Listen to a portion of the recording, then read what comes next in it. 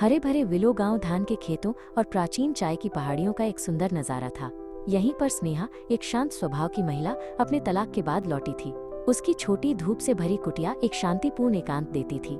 हालांकि कभी कभी अकेलेपन की एक फुसफुसाहट खुली खिड़कियों से अंदर आ जाती थी। एक सुहानी पतझड़ की सुबह एक पत्र आया जिसमें उसकी बहन की अचानक बीमारी की खबर थी। उसका भतीजा रोहन, सुबह के सूरज जितना उज्जवल आत्मा वाला एक नौजवान, अपनी मां के ठीक होने तक उसके साथ रहने आएगा। स्नेहा को रोहन एक चंचल लड़के के रूप में याद था। अब वो अपनी यात्रा की दहलीज पर एक आदमी था। रोहन एक पुराने बैकपैक और एक शर्मीली मुस्कान के साथ आया। कुटिया जो कभी स्नेहा की शांत दिनचर्या से भरी थी, अब उसकी युवा ऊर्जा से गूंज उठी। उसने कामों में मदद की। उसके मजबूत हाथों ने उन कामों को आसान बना दिया जो कभी भारी लगते थे। स्नेहा ने खुद को अक्सर मुस्कुराते हुए पाया। वे एक आरामदायक ताल में ढल गए। सुबह छोटे बगीचे की देखभाल के लिए होती थी, दोपहर शांत पढ़ने या नदी किनारे टहलने के लिए। रोहन अक्सर शहर में अपने जीवन की कहानियां सुनाता था और स्नेहा सुनती थी। एक गर्माहट उसके भीतर फैल जाती थी जो लंबे समय से गायब थी। एक शाम अचानक हुई तेज बारिश ने उन्हें घर के अंदर फंसा दिया। छत पर बारिश की बूंदें एक स्थिर ताल बजा रही थीं जब वे टिमटिमाते दीपक की रोशनी में बैठे चमेली की चाय का एक बर्तन साझा कर रहे थे। रोहन ने अपने सपनों के बारे में बताया। उसकी आवाज गंभीर और उम्मीदों से भरी थी। स्नेहा ने उसमें सिर्फ एक भतीजा नहीं, बल्कि एक दयालु और विचारशील आत्मा देखी। एक सूक्ष्म बदलाव शुरू हुआ।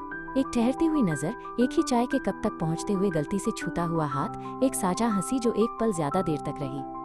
स्नेहा ने रोहन के हाथों में ताकत, उसकी आंखों में दयालुता और जिस तरह से उसकी उपस्थिति ने कुटिया को कुछ ऐसा भर दिया था जिसकी कमी उसे महसूस नहीं हुई थी, उस पर गौर करना शुरू कर दिया।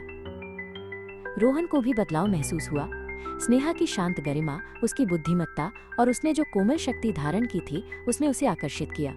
वो किसी और से अलग थी जिसे उसने कभी जाना था, एक शांत करने वाली उपस्थिति जो घर जैसा महसूस कराती थी। उनके बीच का बंधन गहरा होता गया, परिवार के साधारण बंधनों से आगे बढ़ता गया।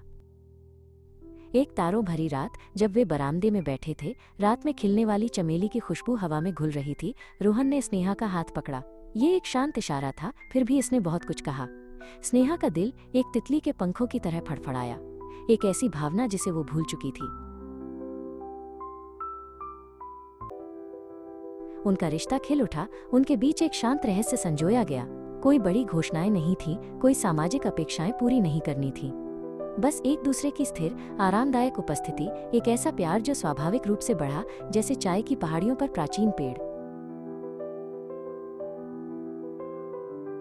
उनके दिन साधारण खुशियों से भरे थे, साझा भोजन, शांत बातचीत और उनके बीच बहने वाली अनकही समझ। गांव अपनी कोमल ताल के साथ उनके अद्वितीय बंधन का एक मूक गवाह बन गया, एक ऐसा प्यार जिसने पारंपरिक परिभाषाओं को धता बताया। जैसे जैसे मौसम बदलते गए, वैसे वैसे प्राचीन पेड़ों पर पत्तियां भी बदलती गईं। उनका प्यार हालांकि स्थिर रहा, एक गहरी जड़ वाली शांति।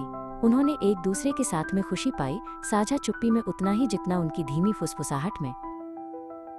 उन्होंने ग्रीन मिलों के पास की कुटिया में अपने दिन बिताए। उनका बंधन उन अप्रत्याशित रास्तों का प्रमाण था जो प्यार ले सकता है। उनकी कहानी गांव की गपशप के लिए नहीं थी, बल्कि एक व्यक्तिगत सच्चाई थी, ग्रामीण इलाकों के दिल में एक शांत, स्थायी खिलौना, अंत तक साथ।